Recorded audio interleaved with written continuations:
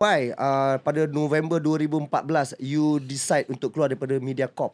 Selepas 20 tahun you dalam Mediacorp. Full time kan? Ya, full time di Mediacorp. So sebabkan aku boleh buat drama, boleh buat komedi, boleh buat reality, boleh buat children show, boleh buat banyak-banyak show kan. Saya selalu kerja. Tapi saya ada keluarga, saya ada anak-anak, ada 3 anak.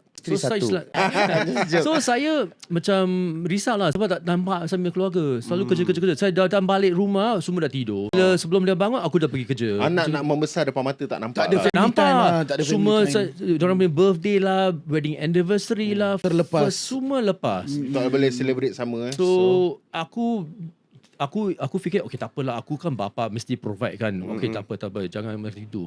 Tapi bila yang third one dilahirkan 2013 saya ingat takkan dia pun sama macam itu juga. Kan aku nak macam be a different father to her. So saya cakap dengan isteri saya lah, saya nak macam step down, macam do part time, tapi saya takut